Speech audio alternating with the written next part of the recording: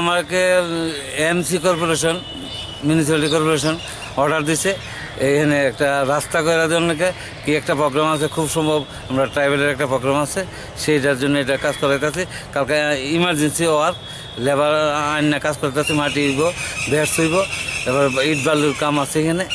এই একটা রাস্তা হইব রাজবংশ শ্মশান, এখানে একটা কাজ হইব ইমার্জেন্সি কি প্রোগ্রাম আছে একটা, প্রোগ্রামটা সঠিক আমরা এমসি কর্পোরেশন কিছু বলে নাই।